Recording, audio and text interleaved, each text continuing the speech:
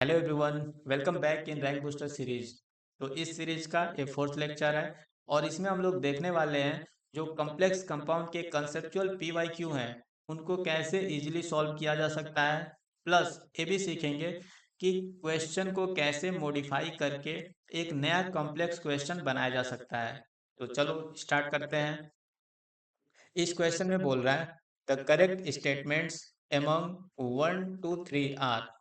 तो देखो यहाँ पे तीन स्टेटमेंट दिया है और इसमें बोल रहा है करेक्ट स्टेटमेंट कौन है। पहला स्टेटमेंट बोल रहा है valence bond theory can not explain the colour exhibited by transition metal complex. तो देखो कॉम्प्लेक्स कंपाउंड का जो कलर होता है वो वैलेंस बॉन्ड थियरी एक्सप्लेन नहीं कर सकता है। बात तो सही है। तो हम लोग सबसे पहले शॉर्ट में देख लेते हैं वैलेंस बॉन्ड थियरी है क्या। तो देखो वैलेंस बॉन्ड थियरी जो होता है मॉलिक्यूल के अंदर हाइब्रिडाइजेशन को एक्सप्लेन कर देगा, उसके ज्योमेट्री को एक्सप्लेन कर देगा। अगर मॉलिक्यूल के ज्योमेट्री की बात करें तो उसको एक्सप्लेन कर देगा। अगर उसके मैग्नेटिक प्रॉपर्टी की बात करें तो मैग्नेटिक प्रॉपर्टी भी एक्सप्लेन कर देता है कि मॉलिक्यूल डाया होगा या पैरामैग्नेटिक होगा, समझे। तो मैग्नेटिक प्रॉपर्टी को एक्सप्लेन कर देगा। मैग्नेटिक प्रॉपर्टी एक्सप्लेन हो सकता है, लेकिन सिर्फ ये बता पाएगा डायामैग्नेटिक है कि पैरामैग्नेटिक है। क्वालिटेटिवली बता पाएगा, समझ गए। लेकिन अगर क्वांटिटेटिवली बात करें डायामैग्नेटिज्म या पैरामैग्नेटिज्म, अगर उसका न्यूमेरिकल वैल्यू हम लोग कैलकुलेट करें जैसे मैग्नेटिक मोमेंट, समझ गए। अगर मैग्नेटिक मोमेंट कैलकुलेट करें तो उसके लिए तो हमें अनपेड इलेक्ट्रॉन चाहिए। n+2 होता है मैग्नेटिक मोमेंट। तो देखो यहाँ पे वैलेंस बॉन्ड थियरी फेल हो जाएगा। वैलेंस बॉन्ड थियरी क्वांटिटेटिवली नहीं बता सकता है कि मैग्नेटिक मोमेंट का वैल्यू कितना होगा। हाँ, ये जरूर बता सकता है कि जो मॉलिक्यूल है वो डायामैग्नेटिक है कि पैरामैग्नेटिक है। तो इतना बात ध्यान रखना, समझे। अच्छा, इसके बाद जो सीएफटी आएगा तो सीएफटी जो होगा क्रिस्टल फील्ड थियरी ये बता देगा। सीएफटी जो है सीएफटी ये बता देगा, मैग्नेटिक मोमेंट भी बता देगा। अच्छा, जो वीवीटी है वैलेंस बॉन्ड थियरी, अगर इससे कलर पूछोगे किसी भी कॉम्प्लेक्स कंपाउंड का कलर एक्सप्लेन करो तो फेल हो जाएगा, समझ गए। कलर को एक्सप्लेन नहीं कर पाएगा। तो कलर को एक्सप्लेन कौन कर देगा? सीएफटी। जो क्रिस्टल फील्ड थियरी है एक कलर को एक्सप्लेन कर देता है, कलर को एक्सप्लेन कर देगा, समझे। अगर कलर की बात करोगे तो कलर को सीएफटी एक्सप्लेन कर देगा। और कलर का रीजन क्या बताता है सीएफटी में, याद करो, डीडी ट्रांजिशन, समझ गए। यहाँ से जो स्प्लिट हो जाता है डी ऑर्बिटल तो यहाँ पे डीडी ट्रांजिशन होता है। तो ये ध्यान रखना है। चलो, तो जो स्टेटमेंट वन है वो तो करेक्ट हो गया अपने को। स्टेटमेंट वन करेक्ट बोल रहा है। सेकंड देखो, valence bond theory can predict quantitatively, यहाँ पे बोल रहा है quantitatively the magnetic properties of transition metal complex. तो देखो valence bond theory magnetic property को प्रेडिक्ट कर सकता है कि डाया होगा कि पैरा, लेकिन क्वांटिटेटिवली प्रेडिक्ट नहीं कर सकता है। सिर्फ बता सकता है डाया होगा कि पैरा। उसका न्यूमेरिकल वैल्यू, क्वांटिटेटिवली का मतलब क्या है? Numerical value. तो न्यूमेरिकल वैल्यू प्रेडिक्ट नहीं कर सकता है, समझे। और यहाँ पे देखो शेप और ज्योमेट्री जो भी है हाइब्रिडाइजेशन बताने के लिए बीबीटी में अपने को बताना पड़ता है कि कितना अनपेयर्ड इलेक्ट्रॉन है, समझे। एक्सपेरिमेंट के थ्रू अनपेयर्ड इलेक्ट्रॉन कैलकुलेट किया जाता है और फिर बताना पड़ता है क्वेश्चन में कि इतने अनपेयर्ड इलेक्ट्रॉन है, तब जाके ज्योमेट्री और हाइब्रिडाइजेशन कैलकुलेट होता है बीबीटी से। चलो, तो ये जो स्टेटमेंट टू है वो तो इनकरेक्ट हो गया। थर्ड वाला जो स्टेटमेंट है वो बोल रहा है valence bond theory can not distinguish ligands as weak and strong field ligand. तो देखो वैलेंस बॉन्ड थियरी जब दिया गया था तो उस समय लिगेंड का स्ट्रेंथ वाला कॉन्सेप्ट था ही नहीं। Weak field ligand strong field ligand तो बाद में आया, सीएफटी में आया। तो valence bond theory can not distinguish ligands as weak and strong, तो ये बात सही है, समझे। स्ट्रॉन्ग फील्ड लिगेंड और weak field ligand crystal field theory का कॉन्सेप्ट है।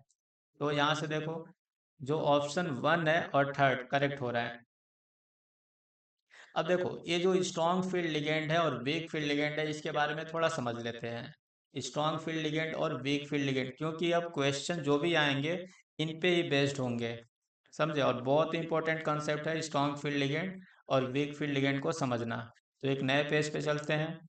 यहाँ पे देखो, अगर हम बोलते हैं कोई स्ट्रॉन्ग फील्ड लिगेंड है और वीक फील्ड लिगेंड, जो SFL और WFL, अगर इसकी बात कर रहे हैं मीन्स हम 3D सीरीज की बात कर रहे हैं, समझ गए।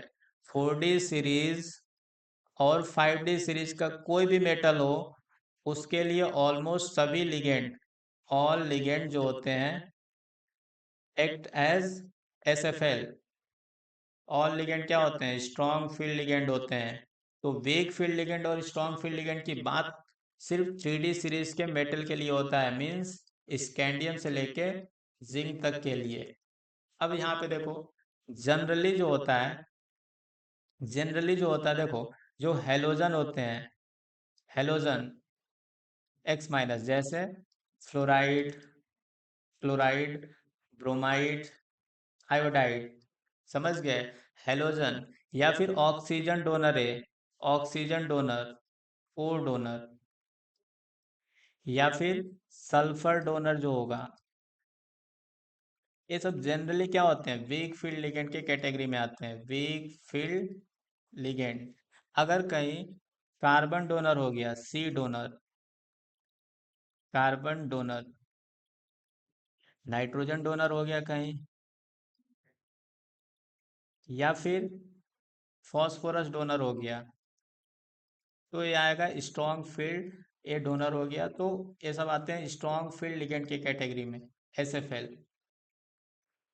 तो देखो, यहाँ पे जो स्ट्रॉन्ग फील्ड लिगेंड या वीक फील्ड लिगेंड होगा वो 3D सीरीज के लिए डिफाइन होगा। और जनरली यहाँ से हम लोग क्या बोल रहे हैं कि जो हेलोजन होंगे, halogen, halogen week field ligand के कैटेगरी में आता है। ऑक्सीजन डोनर, ऐसे लिगेंड कौन होंगे जिसमें H2O होगा, ऑक्सीलेट होगा, C2O4 2 माइनस, हाइड्रोक्साइड हो गया, इसमें सब क्या है? ऑक्सीजन डोनर है, तो ये वीक फील्ड लिगेंड के कैटेगरी में आएंगे। सल्फर डोनर जो होगा, सल्फर डोनर वाला लिगेंड ले सकते हैं, थायोसाइनेट HCl माइनस, इसमें सल्फर डोनर है। तो ये सब लिगेंड जो है वीक फील्ड लिगेंड के कैटेगरी में आते हैं। और देखो, कार्बन डोनर वाला लिगेंड कौन सा हो जाएगा? कार्बन डोनर का अगर देखें तो इसका एग्जाम्पल क्या हो जाएगा? साइनाइड, सियन, कार्बोनिल, ये सब कार्बन डोनर वाले लिगेंड है जिसमें कार्बन अपना लोन पेयर डोनेट करता है। अच्छा, नाइट्रोजन डोनर वाला क्या हो जाएगा? तो अमोनिया हो गया, ईयन हो गया, पिरिडीन हो गया, डाई पिरिडीन हो गया। तो इन सब में क्या है? नाइट्रोजन डोनर एटम है। तो ये वीक फील्ड के कैटेगरी में नहीं आएंगे, ये स्ट्रॉन्ग फील्ड लिगेंड के कैटेगरी में आते हैं। और जिसमें फॉस्फोरस डोनर एटम है, जैसे ट्राईफिनाइल फॉस्फीन, PPS3 या PR3, तो ये सब स्ट्रॉन्ग फील्ड लिगेंड कंसिडर करना है इन जनरल। अब देखो, अगर इन लिगेंड को उनके इंक्रीजिंग स्ट्रेंथ के बेसिस पे अरेंज करना हो, तो जो सीरीज बनता है उसको बोलते हैं स्पेक्ट्रोकेमिकल सीरीज। तो अगर स्पेक्ट्रोकेमिकल सीरीज की बात करें, स्पेक्ट्रोकेमिकल सीरीज, तो थोड़ा सा इसका भी आइडिया होना चाहिए स्पेक्ट्रोकेमिकल सीरीज का। तो देखो, जो मेन मेन लिगेंड है जो क्वेश्चन में जनरली आते हैं, उनका अगर हम यहाँ पे लिखें तो सबसे वीक फील्ड लिगेंड है आयोडाइड, उससे थोड़ा सा स्ट्रॉन्गर है ब्रोमाइड, उससे थोड़ा सा स्ट्रॉन्गर है थायोसाइनेट HCN माइनस, उससे थोड़ा सा स्ट्रॉन्गर है क्लोराइड, इससे थोड़ा सा स्ट्रॉन्गर है फ्लोराइड, इससे स्ट्रॉन्गर हो जाएगा हाइड्रोक्साइड, इससे स्ट्रॉन्गर है ऑक्जिलेट C2O4 2 माइनस, इससे स्ट्रॉन्गर है H2O, H2O से स्ट्रॉन्गर थोड़ा सा हो जाएगा NCS, इसको बोलते हैं थायोसाइनेटो N डोनर एटम होगा। इससे थोड़ा सा स्ट्रॉन्गर हो जाएगा PY, मतलब पिरिडीन, इससे थोड़ा सा स्ट्रॉन्गर हो जाएगा अमोनिया, इससे स्ट्रॉन्गर हो जाएगा ईयन, इससे स्ट्रॉन्गर हो जाएगा डाई पिरिडीन, इससे स्ट्रॉन्गर हो जाएगा NO2 नाइट्राइट, और नाइट्राइट से स्ट्रॉन्गर थोड़ा सा होगा साइनाइड, और सबसे स्ट्रॉन्गर होगा कार्बन मोनोऑक्साइड मतलब कार्बोनिल। तो देखो यही सब जो लिगेंड है वो बार बार क्वेश्चन में दिखते हैं। तो इन जनरल अपने को आइडिया होना चाहिए। देखो ये है H2O जो है ना, ये बाउंड्री लाइन वाला है। यहाँ पे बोल सकते हैं जो H2O लिगेंड है वो कभी स्ट्रांग हो जाता है, कभी वीक हो जाता है। लेकिन यहाँ पे जो हैलोजन को देखोगे, अब हैलोजन के अंदर कंपेयर कराना है तो देखो, हैलोजन को अगर कंपेयर कराएंगे, जो हैलाइड है यहाँ पे आयोडाइड और ब्रोमाइड, फ्लोराइड, फ्लोराइड, इनको देखो, इनका जो स्ट्रेंथ है वो बढ़ते जा रहा है। आई माइनस से ज़्यादा स्ट्रेंथ किसका है? ब्रोमाइड का, फिर क्लोराइड का, फिर हैलाइड का। तो ये आइडिया होना चाहिए थोड़ा सा। और जो थायोसाइनेट है, यहाँ पे देखो थायोसाइनेट, इनका जो स्ट्रेंथ है, ये जो इसका इस लिगेंड का स्ट्रेंथ है वो क्लोराइड और फ्लोराइड से कम है, लेकिन ब्रोमाइड और आयोडाइड से ज़्यादा है। तो ये भी बात ध्यान रखना, ये भी इम्पोर्टेंट पॉइंट है। और जो हाइड्रोक्साइड है, इसका स्ट्रेंथ सभी हैलाइड से ज़्यादा है। और H2O जो है, H2O, इसका स्ट्रेंथ ए थायोसाइनेटो एन, इसमें एन डोनर एटम होगा, तो थायोसाइनेटो एन से ज़्यादा, ज़्यादा नहीं, कम स्ट्रेंथ है H2O का। और यहाँ पे देखो अमोनिया जो है और पिरिडीन है, और यहाँ पे ईएन, इसमें देखना थोड़ा सा, ये इंपॉर्टेंट पॉइंट है। और नेक्स्ट यहाँ पे देखो साइनाइड और सीओ, तो सीओ सबसे ज़्यादा स्ट्रेंथ का लिगेंड है, इसका स्ट्रेंथ सबसे ज़्यादा है। अच्छा, इसका रीजन क्या है? तो देखो सीओ जो है ना, यहाँ पे सिनर्जिक बॉन्डिंग भी करता है, इसीलिए इसका जो स्ट्रेंथ आएगा सबसे ज़्यादा आएगा। तो इसको बोलते हैं स्ट्रॉन्ग फील्ड लिगेंड में देखेंगे तो सबसे ज़्यादा स्ट्रॉन्ग कौन है? सीओ। अच्छा, ये कैसे डिटरमाइन होता है? तो एक्सपेरिमेंटली इसका ऑर्डर डिटरमाइन किया जाता है। जो जितना स्ट्रॉन्गर होगा, जिसका स्ट्रेंथ, जिस लिगेंड का स्ट्रेंथ जितना ज़्यादा होगा, उतना ज़्यादा स्प्लिटिंग क्रिएट कराता है, क्रिस्टल फील्ड स्प्लिटिंग उतना ज़्यादा क्रिएट कराता है। तो उसके बेसिस पे सीरीज बना है। तो इस सीरीज का आइडिया होना चाहिए। अब सुनो, ये जो हैलोजन है 3D सीरीज के लिए तो हमेशा वीक फील्ड लिगेंड की तरह काम करेंगे। जो भी हैलाइड हैं 3D सीरीज के लिए हमेशा वीक फील्ड लिगेंड की तरह काम करेंगे। अच्छा, 3D सीरीज का कोई मेटल होगा उस पर +4 चार्ज नहीं होना चाहिए। अगर +4 चार्ज आ गया, 3D सीरीज का मेटल है और उस पर आ गया 3D सीरीज का मेटल है और उस पर +4 ऑक्सीडेशन स्टेट, तो फिर सभी लिगेंड कैसे हो जाते हैं? Strong field ligand, SFL।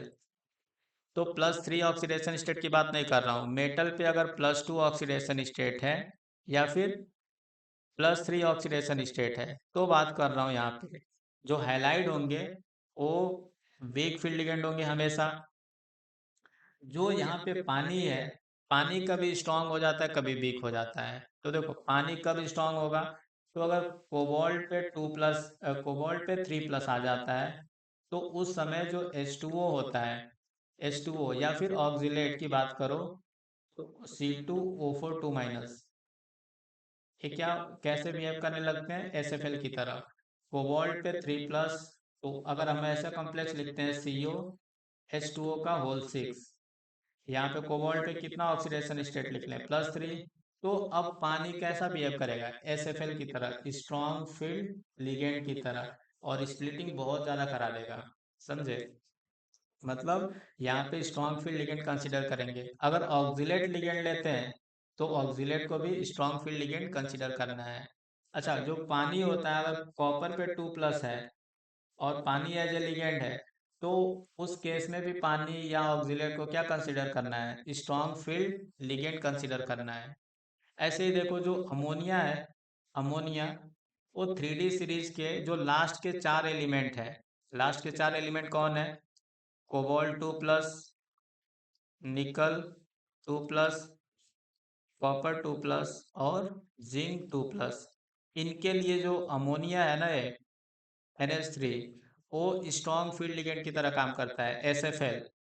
और स्टार्टिंग वाले जो भी हैं यहाँ पे, जैसे मान लो मैग्नीज 2+ हो गया, आयरन 2+ हो गया, इन सब के लिए अमोनिया जो है, स्टार्टिंग वाले जो 3D सीरीज के मेटल आयन है, उनके लिए जो अमोनिया है वो वीक फील्ड लिगेंड की तरह काम करता है, WFL। तो अमोनिया कब स्ट्रॉन्ग फील्ड लिगेंड की तरह काम करेगा, कब वीक फील्ड लिगेंड की तरह, समझ गए क्या? जब भी 3D सीरीज के लास्ट के 4 मेटल होंगे या मेटल आयन, तो अमोनिया HFL हो जाएगा, पेयरिंग करा देगा, कुल मिला के स्प्लिटिंग ज़्यादा कराएगा। अब ये समझो स्प्लिटिंग ज़्यादा कराएगा। और स्टार्टिंग के जो मेटल होंगे, अगर स्टार्टिंग के कोई मेटल आयन है तो उसके लिए अमोनिया वीक फील्ड लिगेंड की तरह काम करता है। तो इतना आइडिया होना चाहिए अपने को, तब जाके क्वेश्चन बनेंगे। चलो नेक्स्ट क्वेश्चन की ओर चलते हैं। इस क्वेश्चन में बोल रहा है the pair of metal ions date can give a spin only magnetic moment of 3.9 Bohr magneton for the complex MH2O का होल 6 Cl2 इज। देखो यहाँ पे बोल रहा है पेयर ऑफ मेटल्स बताओ जो कि स्पिन ओनली मैग्नेटिक मोमेंट का वैल्यू क्या दे, 3.9 बोहर मैग्नेटॉन। और यहाँ पे देखो जो कॉम्प्लेक्स दिया है इस टाइप का है। तो सबसे पहले देखो स्पिन ओनली मैग्नेटिक मोमेंट का फॉर्मूला लिखते हैं, और अगर ऐसे करोगे तो बहुत टाइम लग जाएगा, समझे। अगर ऐसे फॉर्मूला लिखते हो फिर 3.9 लिख के दोनों साइड स्क्वायर करके एन का वैल्यू निकालते हो, तब तो बहुत टाइम लगेगा। ये रॉन्ग प्रोसेस है, ऐसे मत करना। सबसे आसान तरीका क्या है, अगर इसका स्पिन ओनली मैग्नेटिक मोमेंट दिया है 3.9, तो यहाँ से अपने को पता चल गया जो दशमलव के पहले लिखा है, डेसिमल के जो पहले इंटीजर नंबर लिखा है, यही है एन का वैल्यू। तो यहाँ से एन का वैल्यू क्या पता चल गया, 3, समझे, 3। तो जैसे एन का वैल्यू पता चल गया, अपने को अब क्या कैलकुलेट करना है कि कौन से आयंस, जो पेयर ऑफ आयंस हैं, उनमें 3 अनपेयर्ड इलेक्ट्रॉन आएगा। अब अच्छा यहाँ पे देखो कॉम्प्लेक्स भी दे रखा है, तो यहाँ पे जो कॉम्प्लेक्स है उसमें मेटल तो देखोगे तो सभी मेटल 3D सीरीज के हैं। तो मेटल जो है 3D सीरीज का है, और उस पे ऑक्सीडेशन स्टेट आ रहा है +2। यहाँ से चेक करोगे तो मेटल पे ऑक्सीडेशन स्टेट +2 आ रहा है, और ऑप्शन में भी +2 ही दिया है। अब देखो जो पानी है वो 3D सीरीज के साथ वीक फील्ड लिगेंड की तरह काम करेगा, और वीक फील्ड लिगेंड की तरह काम करेगा तो पेयरिंग नहीं होगा, नो पेयरिंग होगा, यहाँ पे कोई भी पेयरिंग नहीं होगा। तो अब अपना टारगेट है कि सबसे इसमें अनपेयर्ड इलेक्ट्रॉन काउंट करो। ए और बी जो पेयर है इसमें अनपेयर्ड इलेक्ट्रॉन काउंट करो, जिसमें अनपेयर्ड इलेक्ट्रॉन 3 आ जाएंगे वही अपना आंसर बन जाएगा। अगर इलेक्ट्रॉनिक कन्फिग्रेशन लिखते हो वैनेडियम का, तो ये होगा आर्गन 3D3 4s2।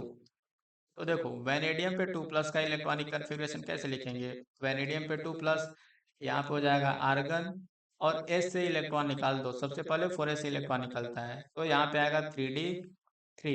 अब देखो 3D सीरीज का है तो सब में आर्गन तो लिखना ही होता है, तो आर्गन को बार बार न लिख के हम लोग क्या लिखेंगे, डायरेक्ट 3D3, जिससे टाइम बचेगा। अब देखो डायरेक्ट ए वाला वैनेडियम 2+ दिया है तो डायरेक्ट इलेक्ट्रॉनिक कन्फिग्रेशन ऐसे लिखना ताकि टाइम बचे। तो यहाँ पे देखो V2+ का इलेक्ट्रॉनिक कन्फिग्रेशन कैसे लिखेंगे, यहाँ पे डायरेक्ट लिख सकते हैं 3D3। ऐसे ही कोबाल्ट 2+ जो है, यहाँ पे 2 इलेक्ट्रॉन निकल गया तो एटॉमिक नंबर कितना होता है, 27। तो 2 इलेक्ट्रॉन निकल गया तो 7 इलेक्ट्रॉन डी में बचा, 3D7 लिख लोगे। अब देखो वीक फील्ड लिगेंड है, पानी पेयरिंग नहीं कराएगा, तो वैनेडियम के पास 3 अनपेयर्ड इलेक्ट्रॉन मिलेंगे, और कोबाल्ट के पास भी 3 अनपेयर्ड इलेक्ट्रॉन मिलेंगे। तो अपना आंसर 1 ही करेक्ट हो गया, समझ गए, फर्स्ट ऑप्शन ही करेक्ट हो गया। अच्छा यहाँ पे देखो कोबाल्ट के पास 3 इलेक्ट्रॉन, आयरन 2+ के पास कितने इलेक्ट्रॉन मिलेंगे, इसका तो इलेक्ट्रॉनिक कन्फिग्रेशन 3D6 है, तो पेयरिंग नहीं होगा, तो 4 अनपेयर्ड इलेक्ट्रॉन मिलेंगे, ये गलत हो गया। वैनेडियम 2+ के पास 3 अनपेयर्ड इलेक्ट्रॉन, और आयरन 2+ के पास 4 अनपेयर्ड इलेक्ट्रॉन, ये भी गलत हो गया। क्रोमियम 2+ के पास देखो 3D4 इलेक्ट्रॉनिक कन्फिग्रेशन आएगा, तो 3D4 में पेयरिंग नहीं होगा, तो 4 अनपेयर्ड इलेक्ट्रॉन यहाँ से मिलेंगे। और मैग्नीज पे 2+ है, इसका इलेक्ट्रॉनिक कन्फिग्रेशन हो जाएगा 3D5, तो 5 अनपेयर्ड इलेक्ट्रॉन यहाँ से मिल गया, तो ये भी गलत हो गया। तो देखो अगर मैग्नेटिक मोमेंट से रिलेटेड क्वेश्चन आता है और मैग्नेटिक मोमेंट का वैल्यू दे दिया है, तो डायरेक्ट एन पता लगा लेना, और ऐसे इलेक्ट्रॉनिक कन्फिग्रेशन को लिख के हम लोग क्या कर सकते हैं, क्वेश्चन सॉल्व कर सकते हैं। अच्छा इलेक्ट्रॉनिक कन्फिग्रेशन कैसे लिखोगे जल्दी से, तो देखो अगर कोई भी मान लो जैसे मैग्नीज है, इसका एटॉमिक नंबर कितना होता है, 25। तो देखो मैग्नीज का इलेक्ट्रॉनिक कन्फिग्रेशन लिखो तो 3D4s लिख दो। अगर यहाँ पे 3D सीरीज का है तो क्या लिखोगे, 3D4s। अब 25 में देखो तो 5 इलेक्ट्रॉन डी में रख देना, और 2 इलेक्ट्रॉन किस में रख दोगे, एस में। और मैग्नीज पे 2+ निकालना है, तो एस से 2 इलेक्ट्रॉन निकल गए, एस से 2 इलेक्ट्रॉन निकाल दो, तो क्या हो जाएगा 3d5। तो इलेक्ट्रॉनिक कन्फिग्रेशन तो फटाक से हम लोग लिख सकते हैं। ऐसे ही देखो, सिर्फ जो क्रोमियम है और कॉपर है यहाँ पे एक्सेप्शन है, तो ध्यान देना, अदरवाइज सबके लिए वैलिड है ऐसा ट्रिक। चलो नेक्स्ट क्वेश्चन की ओर चलते हैं। इस क्वेश्चन में बोल रहा है the magnetic moment of an octahedral homoleptic complex.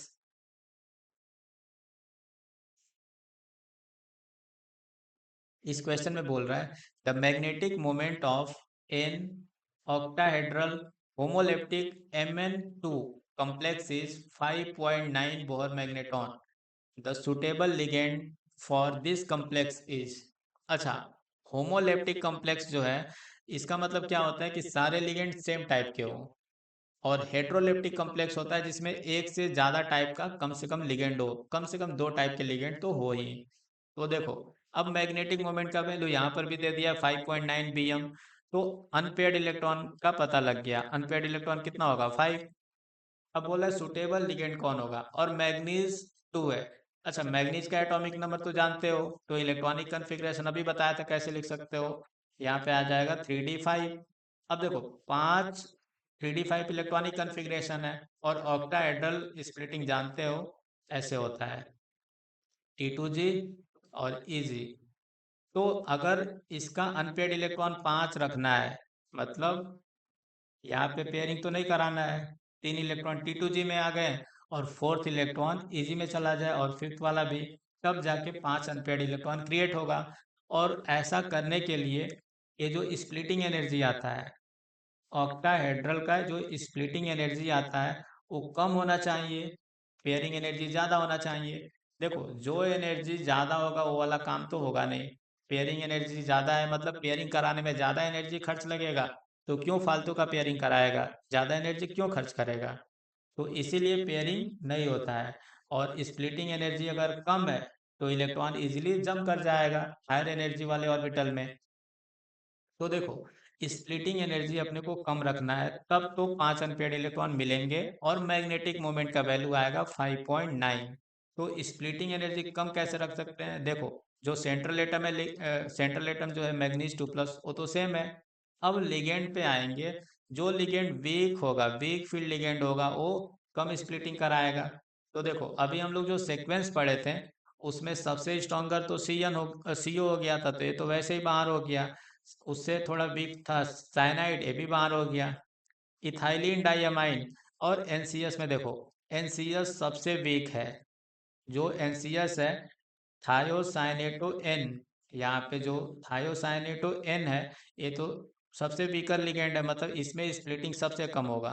तो सबसे कम स्प्लिटिंग होगा, स्प्लिटिंग कम, तो स्प्लिटिंग एनर्जी कम, मतलब अनपेड इलेक्ट्रॉन मिलेंगे 5। तो अपना आंसर तो हो गया थर्ड। चलो नेक्स्ट क्वेश्चन की ओर चलते हैं। इस क्वेश्चन में बोल रहा है the correct order off spin only magnetic moment of metal ions in the following low spin complexes. यहाँ पे देखो 4 कॉम्प्लेक्स लिखा है, और बोल रहा है कि कॉम्प्लेक्स को लो स्पिन कॉम्प्लेक्स बनाना है, और उसका स्पिन ओनली मैग्नेटिक मोमेंट का करेक्ट ऑर्डर अपने को बताना है। तो सबसे पहले देखो, लो स्पिन कॉम्प्लेक्स का नाम सुनते ही लोग को याद आता है कि अच्छा पेयरिंग करा देना है। लेकिन सुनो, पेयरिंग तभी कराओगे जब जरूरत हो, अनावश्यक पेयरिंग मत करा देना। जैसे मान लो, अगर किसी का इलेक्ट्रॉनिक कन्फिग्रेशन आ गया 3d3, तो उसका पेयरिंग क्यों कराओगे। देखो, ऑक्टाहेड्रल कॉम्प्लेक्स बनाए, T2G EG सेट में टूट गया ऑर्बिटल, तो 3 इलेक्ट्रॉन है तो 3 इलेक्ट्रॉन ऐसे भरो ना, इसमें क्यों पेयरिंग कराना है। अगर किसी के पास इलेक्ट्रॉनिक कन्फिग्रेशन आ रहा है 3d2, तो इसका पेयरिंग करा देंगे क्या, लो स्पिन कॉम्प्लेक्स बनाने के लिए पेयरिंग करा दोगे, नहीं। पेयरिंग तब कराते हैं जब ये जो T2G सेट है, ये जो T2G सेट है और EG, तो T2G में 3 इलेक्ट्रॉन भर गया है, और चौथे इलेक्ट्रॉन की बारी है कि चौथा इलेक्ट्रॉन EG में जाए कि T2G में जाए। तब सोचते हैं कि पेयरिंग कराएंगे कि इलेक्ट्रॉन को जंप करा दें, समझे। और पेयरिंग करा रहे हैं मतलब पेयरिंग एनर्जी कम है, और जंप करा रहे हो तो स्प्लिटिंग एनर्जी कम है, जो एनर्जी कम है वही वाला काम होता है। तो ध्यान देना है, अगर पेयरिंग कराना है, लो स्पिन कॉम्प्लेक्स बनाना है तो जरूरत है तभी पेयरिंग होगा, अनावश्यक पेयरिंग नहीं कराना है। चलो तो फिर क्वेश्चन देखते हैं, यहाँ पे कॉम्प्लेक्स क्या क्या लिखा है।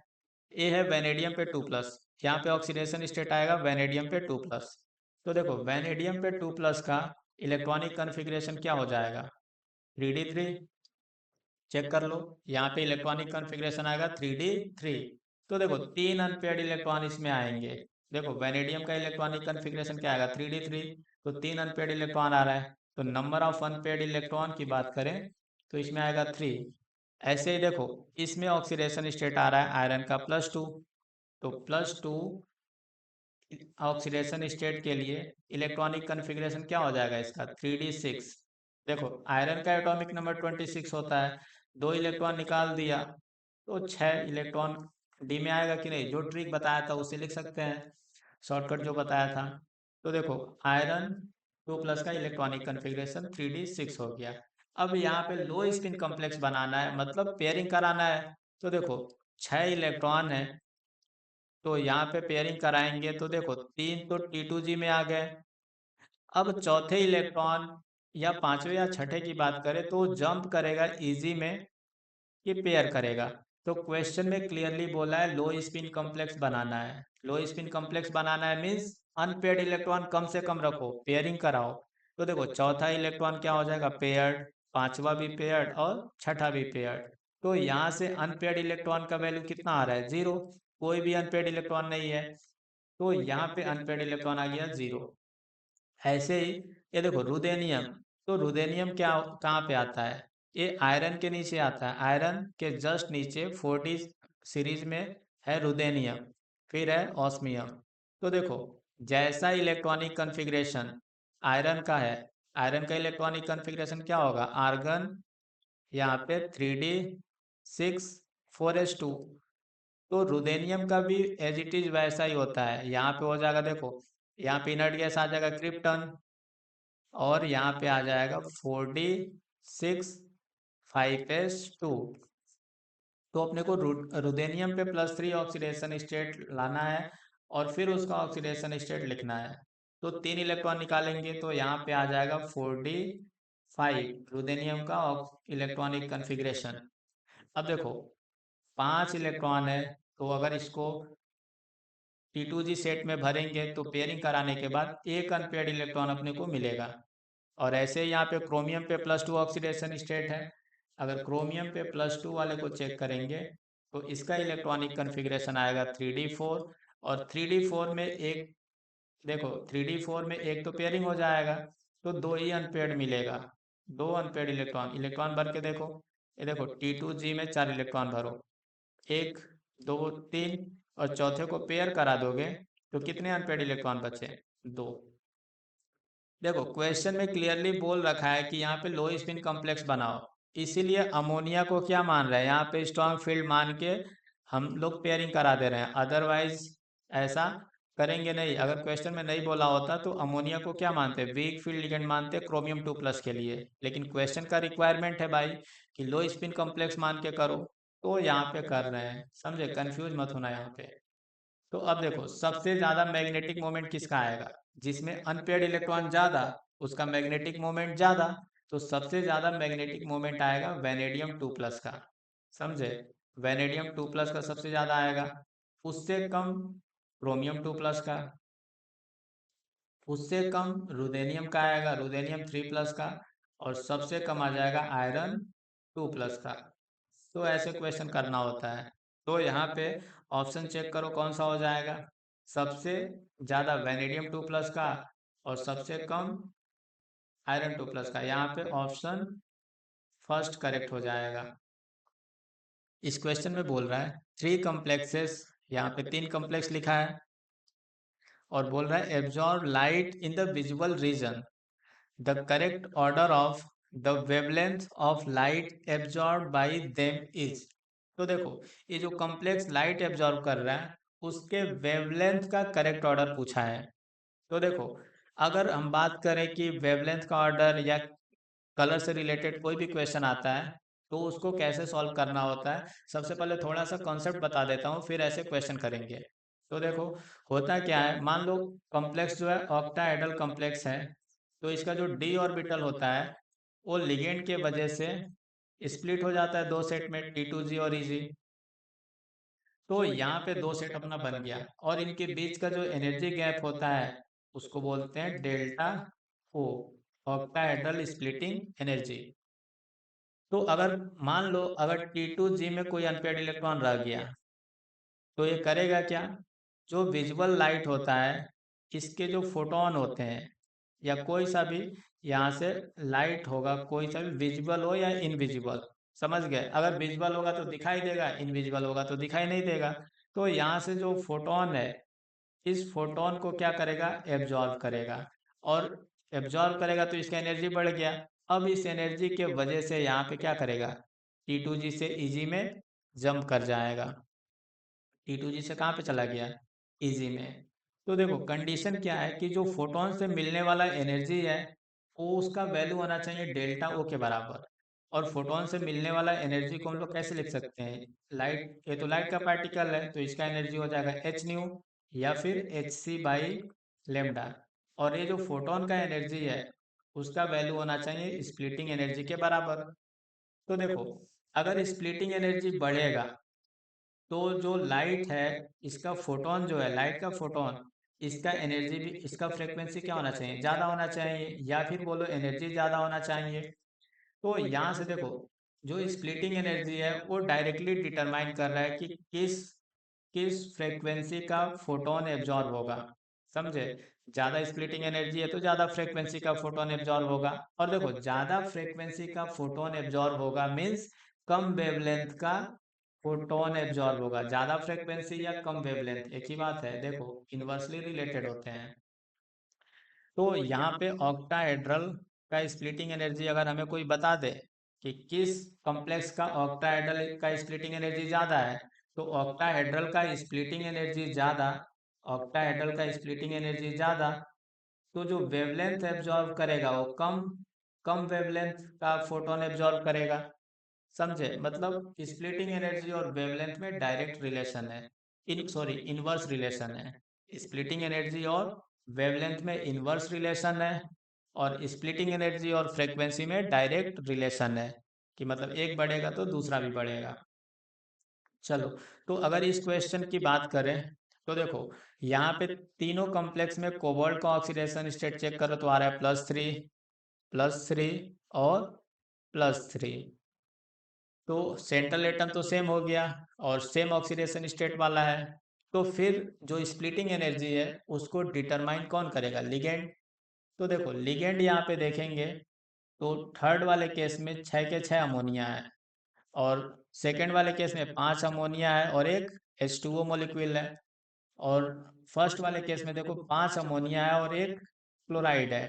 तो देखो थर्ड वाले केस में 6 के 6 स्ट्रॉन्ग फील्ड लिगेंड है, CO के साथ अमोनिया कनेक्ट है। तो थर्ड वाले में स्प्लिटिंग एनर्जी क्या आएगा, बहुत ज़्यादा आएगा। जो थर्ड वाला है उसका स्प्लिटिंग एनर्जी का ऑर्डर बताएं, तो ऑक्टाहेड्रल स्प्लिटिंग एनर्जी थर्ड वाले में क्या आएगा, सबसे ज़्यादा। और यहाँ देखो फर्स्ट और सेकंड में 5 5 अमोनिया है तो इससे तो टाई हो गया।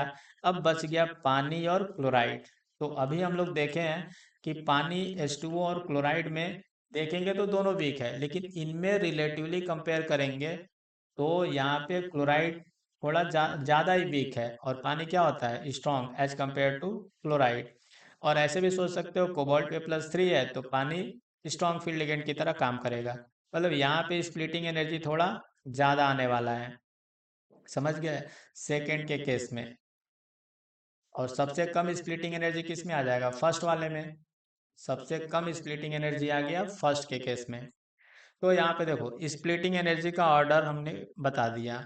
अब हमें पता है अगर वेवलेंथ का ऑर्डर पूछे, जो लाइट को एब्जॉर्ब करेगा उसका वेवलेंथ, तो देखो रिवर्स या इनवर्स रिलेशन है कि नहीं, स्प्लिटिंग एनर्जी ज़्यादा तो वेवलेंथ जो एब्जॉर्ब करेगा वो कम, कम वेवलेंथ का लाइट एब्जॉर्ब करेगा। मीन्स लेमडा का ऑर्डर बोलेंगे तो थर्ड का सबसे कम, उससे ज़्यादा सेकंड, और सबसे ज़्यादा फर्स्ट में।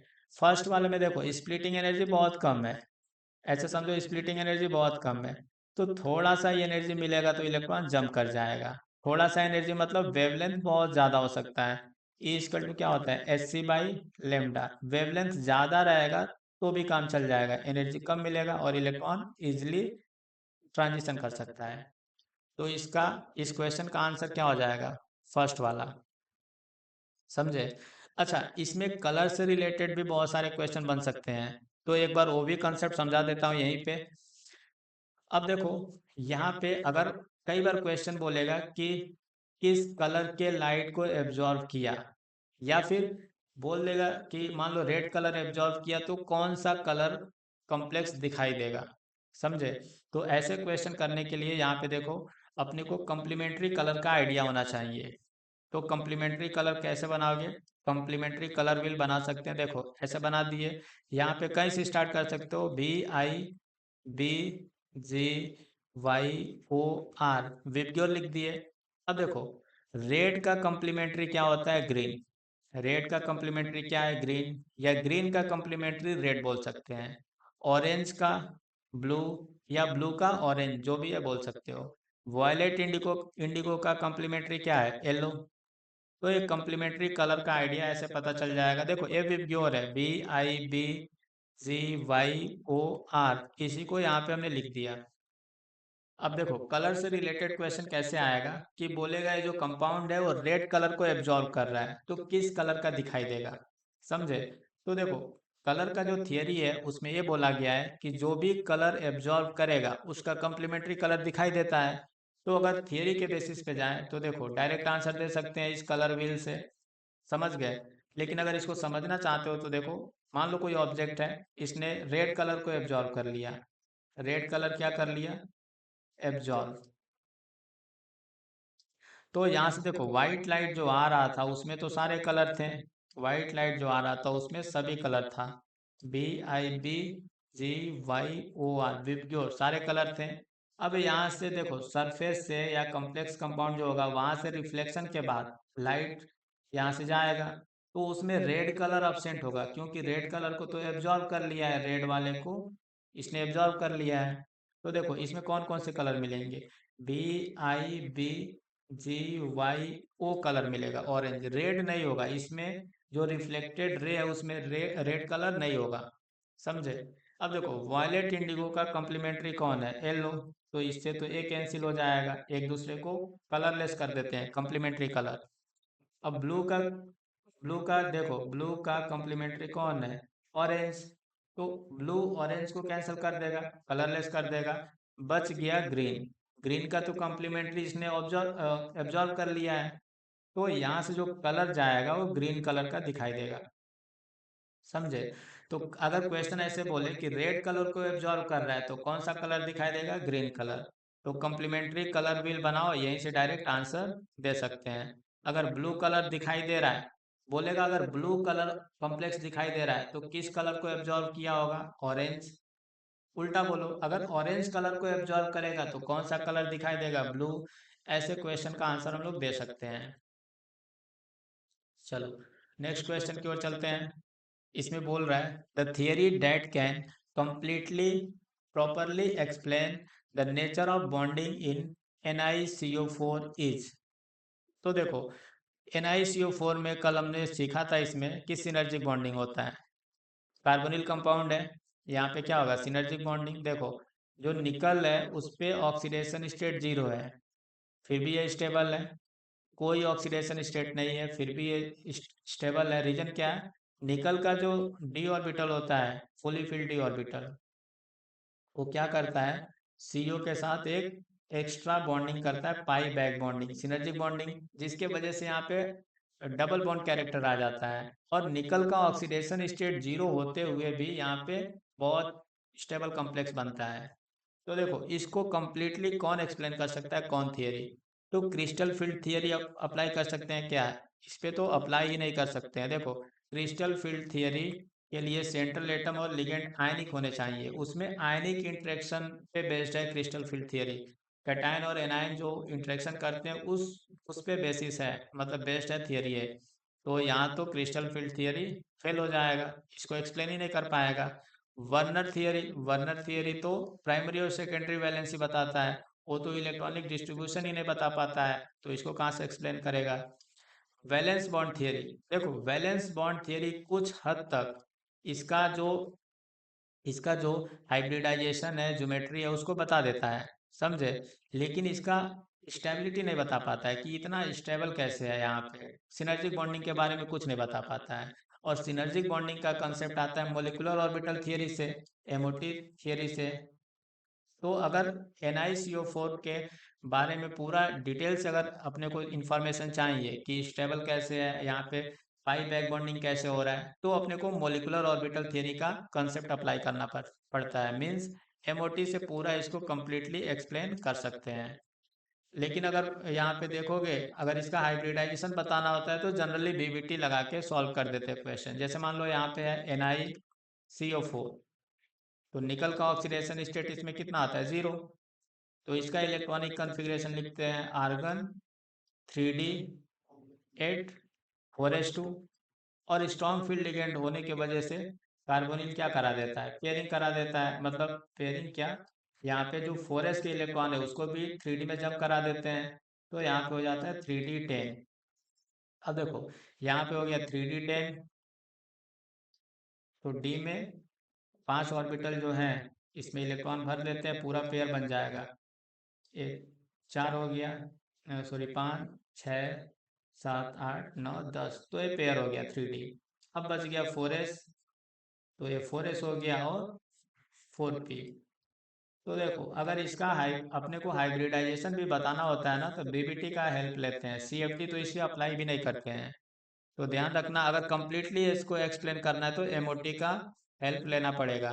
लेकिन अगर जेई मेंस या एडवांस में अगर क्वेश्चन आता है तो इजीली हम लोग इसका हाइब्रिडाइजेशन बीबीटी का यूज करके बता सकते हैं।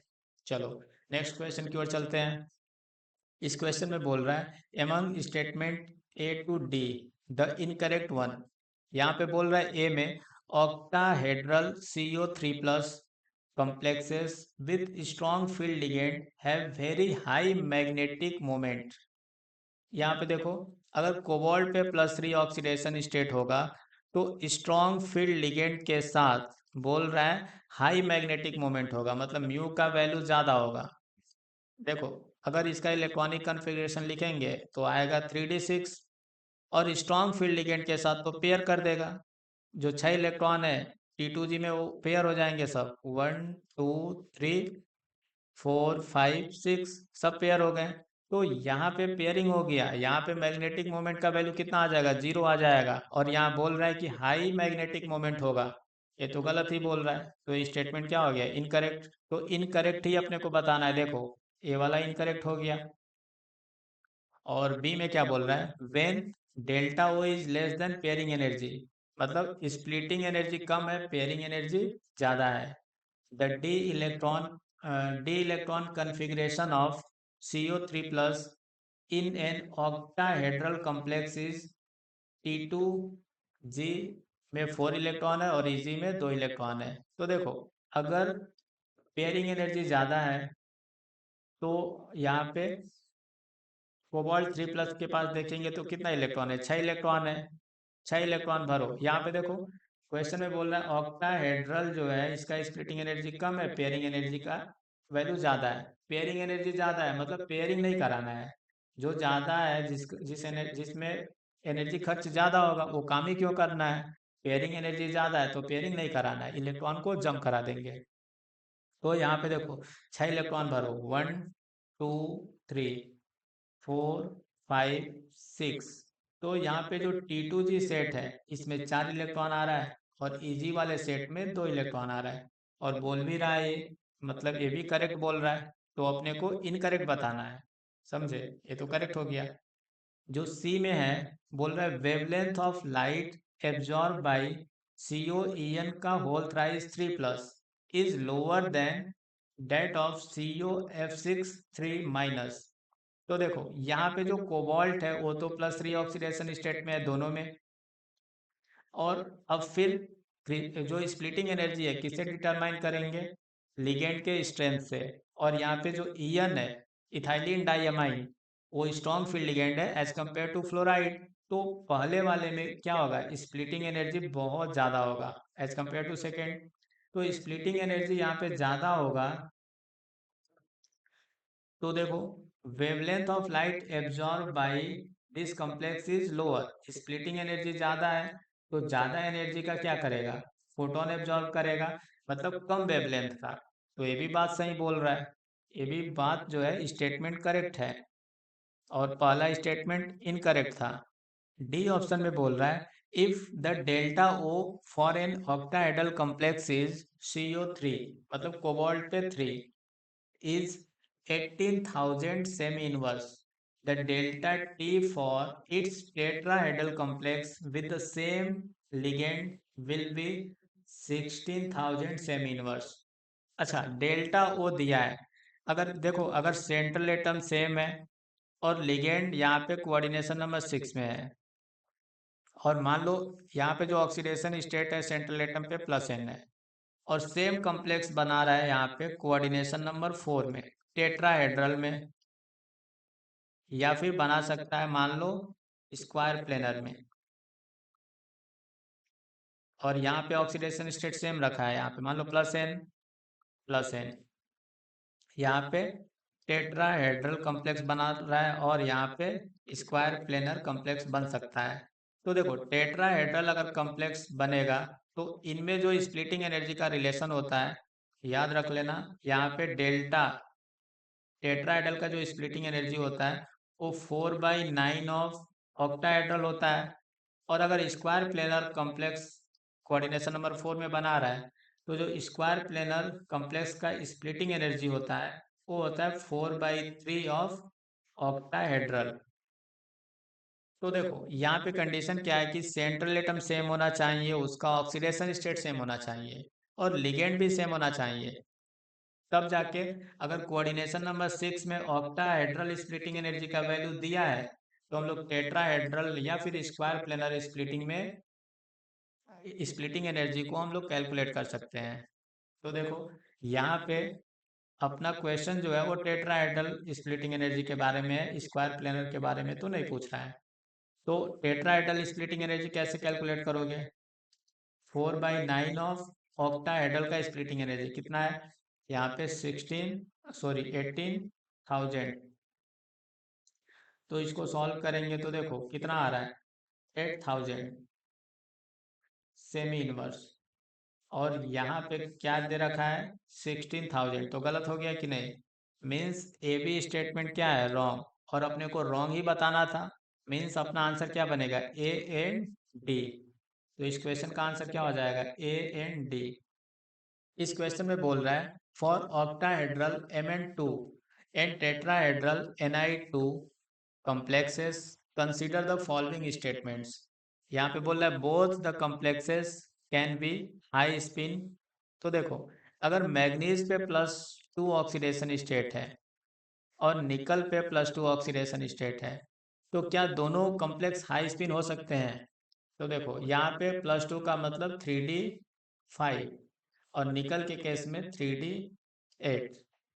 तो देखो अगर हाई स्पिन कॉम्प्लेक्स बनाना है तो यहाँ पे वीक फील्ड लिगेंड ले लो, अगर वीक फील्ड लिगेंड लेंगे तो पेयरिंग नहीं कराएगा, 5-5 अनपेयर्ड इलेक्ट्रॉन मिल जाएगा, और स्ट्रॉन्ग फील्ड लिगेंड लोगे तो पेयरिंग करा देगा, स्ट्रॉन्ग फील्ड लिगेंड लेने पे एक अनपेयर्ड इलेक्ट्रॉन मिलेगा, और वीक फील्ड लिगेंड लेने पे 5 अनपेयर्ड इलेक्ट्रॉन मिलेगा, means low spin high spin तो डिफाइन हो रहा है, तो इसके लिए high spin can be defined Mn2+ के लिए।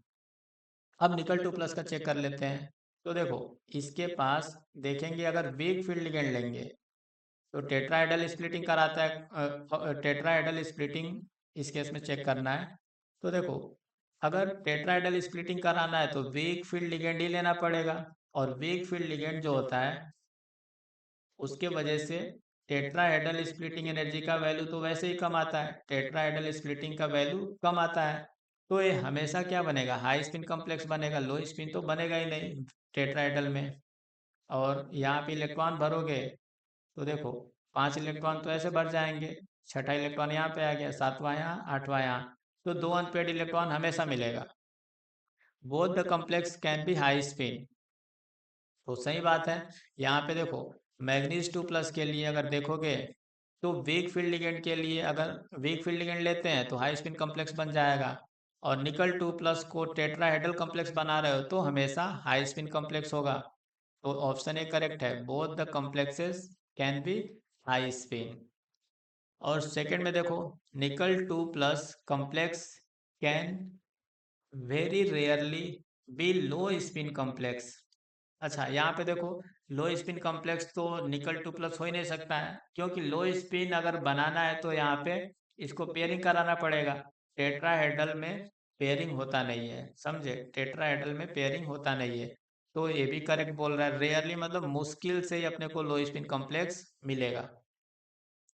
थर्ड बोल रहा है, with strong field ligands Mn2 complex can be low spin.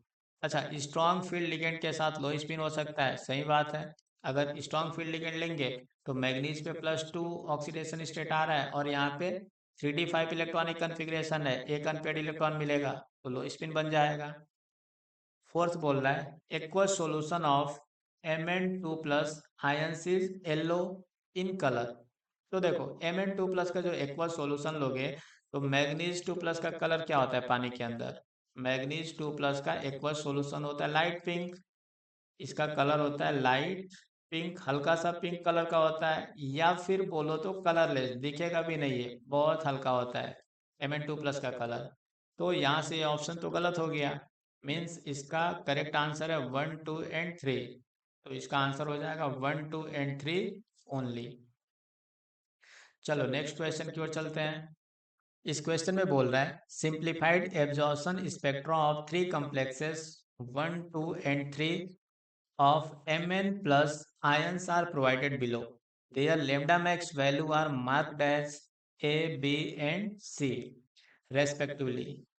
The correct match between the complexes and their lambda max value is। अच्छा देखो, जो कॉम्प्लेक्स दिया है, फर्स्ट वाले के लिए जो है वेवलेंथ को ए बोल रहा है, सेकंड वाले के लिए जो वेवलेंथ लग रहा है बी, और थर्ड वाले के लिए वेवलेंथ सी लग रहा है। तो यहाँ पे देखो करेक्ट मैच अपने को करना है। तो हम लोग जानते हैं कि जो भी लाइट एब्जॉर्ब करेगा उसका वेवलेंथ किस पे डिपेंड करेगा? तो स्प्लिटिंग एनर्जी पे। स्प्लिटिंग एनर्जी जिसका ज़्यादा होगा उसको, उसके लिए लेमडा मैक्स का वैल्यू क्या आएगा? कम। लेमडा मैक्स जो होगा कम, क्योंकि ज़्यादा स्प्लिटिंग एनर्जी है तो ज़्यादा एनर्जी के फोटोन को एब्जॉर्ब करेगा, मीन्स कम वेवलेंथ के फोटोन को एब्जॉर्ब करेगा बोल सकते हैं। तो अपने को देखना है कि इसमें से सबसे ज़्यादा स्प्लिटिंग एनर्जी किसका है। जिसका सबसे ज़्यादा स्प्लिटिंग होगा उसके लिए सबसे कम वेवलेंथ, उसमें सबसे कम वेवलेंथ का एब्जॉर्प्शन होगा, मतलब वो क्या हो जाएगा? ए। तो सबसे ज़्यादा स्प्लिटिंग एनर्जी किसका होने वाला है? जिसमें सबसे ज़्यादा स्ट्रॉन्ग फील्ड लिगेंड है, क्योंकि देखो मेटल तो प्लस प्लस एन में है तीनों में, तो सेंट्रल एटम पे डिपेंड नहीं करेगा। Crystal field splitting energy ligand पे डिपेंड करेगा। तो जिसमें ज़्यादा स्ट्रॉन्ग फील्ड लिगेंड है, सबसे ज़्यादा स्ट्रॉन्ग फील्ड लिगेंड है, उसमें स्प्लिटिंग ज़्यादा आएगा। स्प्लिटिंग ज़्यादा तो उस केस में जो मैक्सिमम वेवलेंथ है उसका वैल्यू कम हो जाएगा। तो देखो सी वाले में क्या होगा? स्ट्रॉन्ग फील्ड लिगेंड है अमोनिया, सबसे इन तीनों में कंपेयर करो, NCS, अमोनिया और फ्लोराइड में, तो सबसे स्ट्रॉन्ग फील्ड है अमोनिया। तो अमोनिया के केस में स्प्लिटिंग ज़्यादा होगा तो लेमडा मैक्स का वैल्यू क्या आएगा? सबसे कम। मतलब थर्ड वाला क्या हो गया? ये जो थर्ड वाला है वो ए है, थर्ड वाला जो कॉम्प्लेक्स है वो ए है। तो MnH3 का होल 6 2+, ये जो कॉम्प्लेक्स है, ये जो वेवलेंथ को एब्जॉर्ब करेगा वो ए के करेस्पॉन्डिंग वेवलेंथ को एब्जॉर्ब करने वाला है। और देखो सबसे ज़्यादा वेवलेंथ का लाइट कौन एब्जॉर्ब करेगा? जिसका स्प्लिटिंग एनर्जी सबसे कम होगा। तो सबसे कम स्प्लिटिंग एनर्जी सेकेंड वाले का है, MF6, यहाँ पे -6 + n। तो देखो इस केस में स्प्लिटिंग एनर्जी सबसे कम आएगा तो सबसे ज्यादा वेवलेंथ के फोटोन को एब्जॉर्ब करेगा, मीन्स देखो इसके करेस्पॉन्डिंग कौन सा वेवलेंथ आ जाएगा? सी वाला, ए। तो ए हो जाएगा सी, ये जो कॉम्प्लेक्स है वो सी है। और बीच में जो बच गया वो कौन है? MnCS, यहाँ पे -6 + n, ये हो जाएगा बी। चलो नेक्स्ट क्वेश्चन की ओर चलते हैं। इस क्वेश्चन में बोल रहा है the values of the crystal field stabilisation energies for a high speed D6 metal ion in octahedral and tetrahedral fields respectively are. तो यहाँ पे देखो, हाई स्पिन कॉम्प्लेक्स का कोई मेटल आयन है जिसका इलेक्ट्रॉनिक कन्फिग्रेशन है D6 plus high spin complex. D6 electronic configuration है और हाई स्पिन कॉम्प्लेक्स है। आगे क्या बोल रहा है कि टेट्राहेड्रल और ऑक्टाहेड्रल फील्ड में इसका CFSE बताओ, क्रिस्टल फील्ड स्टेबलाइजेशन एनर्जी बताओ। ऑक्टाहेड्रल स्प्लिटिंग एनर्जी में, सॉरी, ऑक्टाहेड्रल फील्ड में और टेट्राहेड्रल फील्ड में इसका CFSE बताओ। तो अगर अपने को CFSE का आइडिया हो जाए तो ऐसे क्वेश्चन को बहुत इजीली कर सकते हैं। तो चलो थोड़ा सा CFSE का आइडिया दे देता हूँ कैसे CFSE कैलकुलेट करना होता है। देखो, अगर लिगेंड को ऑक्टाहेड्रल फील्ड में रखेंगे तो ऑक्टाहेड्रल स्प्लिटिंग होता है, टेट्राहेड्रल फील्ड में रखेंगे तो टेट्राहेड्रल स्प्लिटिंग होता है। तो होता क्या है स्प्लिटिंग में, जो डी के 5 ऑर्बिटल हैं स्टार्टिंग में तो डिजेनरेट हैं, इनका एनर्जी सेम है तो इसको बोलते हैं डिजेनरेट डी ऑर्बिटल। लेकिन होगा क्या, जैसे ही क्रिस्टल फील्ड में रखेंगे ऑक्टाहेड्रल में या टेट्राहेड्रल में, तो कुछ ऑर्बिटल जो होते हैं डी के वो लिगेंड को डायरेक्टली फेस करेंगे और कुछ डायरेक्टली फेस नहीं करेंगे। तो जो ऑर्बिटल डायरेक्टली फेस करते हैं लिगेंड को, उनका एनर्जी बढ़ जाता है, और जो डायरेक्टली फेस नहीं करते हैं उनका एनर्जी रिलेटिवली घट जाता है।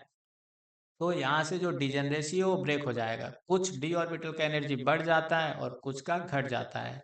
तो ऑक्टाहेड्रल में जिसका एनर्जी घटता है उसको बोलते हैं T2G सेट, और जिस दो ऑर्बिटल का एनर्जी बढ़ जाएगा उसको बोलते हैं EG सेट। तो इनके बीच जो एनर्जी गैप आता है, इनके बीच जो एनर्जी गैप आता है उसको बोलते हैं डेल्टा O। अब देखो एनर्जी गैप को लिख दिए, तो जो एनर्जी जिस ऑर्बिटल का बढ़ा है वो डायरेक्टली लिगेंड को फेस कर रहा है, और ऑक्टाहेड्रल कॉम्प्लेक्स में ये ऑर्बिटल होते हैं DX² माइनस Y² DZ², और जो डायरेक्टली फेस नहीं करता है उस ऑर्बिटल को देखेंगे तो वो होगा DXY DYZ DZX। अब देखो यहाँ पे इलेक्ट्रॉन अगर कोई T2G में आएगा तो उसके वजह से एनर्जी घटेगा, स्टेबलाइजेशन आएगा। तो पर इलेक्ट्रॉन कितने से एनर्जी घटेगा कैसे कैलकुलेट करेंगे, तो टोटल 5 ऑर्बिटल है, तो क्या करेंगे, ऊपर कितने ऑर्बिटल हैं 2, तो नीचे वाले के लिए क्या करोगे, 2 लिखोगे डिवाइडेड बाई 5 और डेल्टा ओ कर दोगे, मीन्स 0. यहाँ पे 4 ऑफ डेल्टा ओ से पर इलेक्ट्रॉन का एनर्जी घट जाएगा, मतलब स्टेबलाइजेशन आएगा। और जो इजी में इलेक्ट्रॉन जाएगा, पर इलेक्ट्रॉन अगर देखेंगे तो उसका एनर्जी कितने से बढ़ेगा, तो नीचे कितने ऑर्बिटल हैं 3, तो लिख दोगे 3 डिवाइडेड बाई टोटल ऑर्बिटल 5 है इंटू डेल्टा ओ। तो यहाँ से आ गया 0.6 ऑफ डेल्टा ओ, मतलब पर इलेक्ट्रॉन 0.6 से एनर्जी बढ़ जाएगा अगर इजी में जाएगा, और T2G में जाएगा तो पर इलेक्ट्रॉन 0.4 ऑफ डेल्टा ओ से एनर्जी घट जाएगा। तो स्टेबलाइजेशन कैसे निकालेंगे, क्रिस्टल फील्ड स्टेबलाइजेशन एनर्जी। तो देखो T2G में कितना इलेक्ट्रॉन है, number of electron in T2G into, यहाँ पे देखेंगे पर इलेक्ट्रॉन जी माइनस 0.4 ऑफ डेल्टा ओ के बराबर स्टेबलाइजेशन आ रहा है, प्लस इजी में कितना इलेक्ट्रॉन है, number of electron in easy, और इसके वजह से तो एनर्जी बढ़ेगा, डिस्टेबलाइजेशन आ रहा है, तो इसको ऐड कर लिए। प्लस यहाँ पे करते हैं कि कोई एक्स्ट्रा पेयर बना है क्या।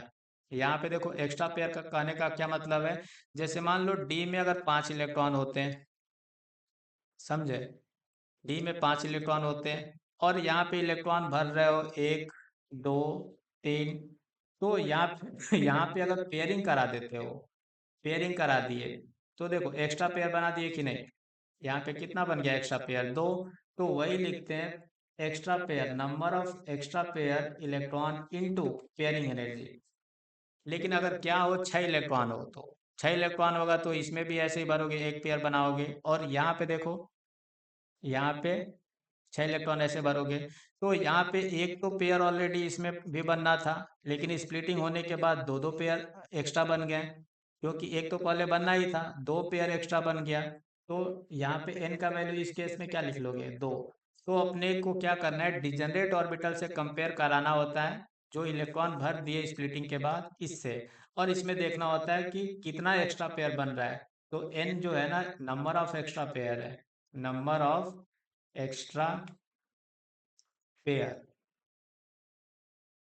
सिमिलरली क्या करते हैं, ऐसे ही टेट्राहेड्रल कॉम्प्लेक्स के लिए हम लोग फॉर्मूला लिख सकते हैं। तो टेट्राहेड्रल कॉम्प्लेक्स में देखेंगे तो स्प्लिटिंग ऐसे होता है, इसको ई बोलते हैं, इसको T2 बोलते हैं। तो ई में जो भी इलेक्ट्रॉन आएगा इसके वजह से स्टेबलाइजेशन कितने से आएगा, तो इसका वैल्यू आएगा -0.6 डेल्टा टी से। और जो T2 में जो इलेक्ट्रॉन जाएगा इसके वजह से डिस्टेबलाइजेशन आएगा 0.4 ऑफ डेल्टा टी से। और सेम ऐसे कॉन्सेप्ट लगा के उसके लिए फॉर्मूला लिख सकते हैं। तो जो अपना क्वेश्चन है उसकी ओर चलते हैं। इस क्वेश्चन में बोल रहा था, देखो इस क्वेश्चन में अब देखो कैसे करना है। अपने को D6 दिया है और हाई स्पिन कॉम्प्लेक्स है। तो D6 में अगर इलेक्ट्रॉन भरेंगे तो देखो 1 2 3 4 5 6 ऐसे तो इलेक्ट्रॉन भर दोगे, डिजेनरेट ऑर्बिटल होगा तो। लेकिन ऑक्टाहेड्रल कॉम्प्लेक्स में इसका स्प्लिटिंग कराना पड़ेगा, और स्प्लिटिंग कराएंगे तो 6 इलेक्ट्रॉन भरो, हाई स्पिन कॉम्प्लेक्स बनाना है।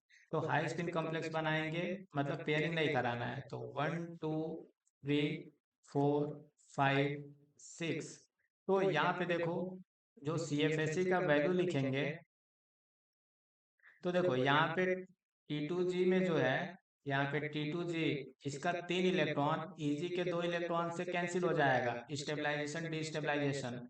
तो T2G में सिर्फ 1 इलेक्ट्रॉन आ रहा है, उसके वजह से स्टेबलाइजेशन कितना का आ जाएगा, -0.4 ऑफ डेल्टा O। लेकिन ये तो अगर कॉन्सेप्ट पता है तो कर सकते हो, नहीं तो फॉर्मूला अप्लाई कर लो। फॉर्मूला कैसे अप्लाई करेंगे, तो देखो T2G में कितने इलेक्ट्रॉन है, T2G में इलेक्ट्रॉन यहाँ पे देखो कितने, अकाउंट कर लो, 4 है। इनटू पर इलेक्ट्रॉन स्टेबलाइजेशन कितने से आ रहा है, -0.4 of delta O plus easy में कितने इलेक्ट्रॉन है, 2। और इजी में पर इलेक्ट्रॉन डिस्टेबलाइजेशन कितने से आता है, 0.6 ऑफ डेल्टा O प्लस यहाँ पे एक्स्ट्रा पेयर है क्या, देखो डिजनरेट में 1 पेयर है, यहाँ पर भी स्प्लिटिंग के बाद भी 1 पेयर है। तो एक्स्ट्रा पेयर इनका वैल्यू 0 है इनटू पेयरिंग एनर्जी। तो इसको सॉल्व करेंगे तो कितना आ रहा है, देखो 1.6 of delta O plus 1.2 of delta O। तो सॉल्व करने के बाद कितना आ रहा है, -0.4 ऑफ डेल्टा O। तो देखो ये डायरेक्ट कैसे लिख दिया था मैं, तो जो T2G में इलेक्ट्रॉन अगर हाफ फील्ड है और Eg में हाफ फील्ड है, तो जितना स्टेबलाइजेशन हुआ उतना Eg के वजह से डिस्टेबलाइजेशन हो गया, मीन्स नेट 0 हो जाएगा CFSE। अब देखो टेट्राहेड्रल का अगर CFSE कैलकुलेट करना है तो यहाँ पे लिखो टेट्राहेड्रल में स्प्लिटिंग करा दो, और देखो पर इलेक्ट्रॉन स्टेबलाइजेशन कितने से आएगा, तो पर इलेक्ट्रॉन स्टेबलाइजेशन आएगा -0.6 ऑफ डेल्टा टी। और पर इलेक्ट्रॉन डिस्टेबलाइजेशन कितने से आएगा, तो 0.6 of delta 0.4 of delta T. अब देखो D6 इलेक्ट्रॉन है और हाई स्पिन कॉम्प्लेक्स बनाना है टेट्राहेड्रल में, तो इलेक्ट्रॉन भरो बिना पेयरिंग के। पेयरिंग तो वैसे भी टेट्राहेड्रल में नहीं होता है। तो 6 इलेक्ट्रॉन यहाँ भर दिए। अब देखो 6 इलेक्ट्रॉन भर दिए, तो यहाँ पे CFSE का फॉर्मूला लिख सकते हैं। ये जो E सेट है और ये T2 सेट है, तो E में नंबर ऑफ इलेक्ट्रॉन कितने हैं, 3। और पर इलेक्ट्रॉन स्टेबलाइजेशन आ रहा है -0.6 ऑफ डेल्टा टी से, प्लस Eg में कितने इलेक्ट्रॉन है, तो Eg में देखो इलेक्ट्रॉन है 3, और पर इलेक्ट्रॉन डिस्टेबलाइजेशन आ रहा है 0.4 ऑफ डेल्टा टी से। तो इसको ऐड करने पे आएगा देखो -1.8 of delta T plus 1.2 of delta T. तो इसको सॉल्व करने से क्या आ रहा है, -0.6 ऑफ डेल्टा टी। तो टेट्राहेड्रल में स्प्लिटिंग एनर्जी देखो CFSE crystal field stabilisation energy इतना आया, और ऑक्टाहेड्रल में आ रहा है -0.40। तो इसका ऑप्शन क्या हो जाएगा, 4 करेक्ट।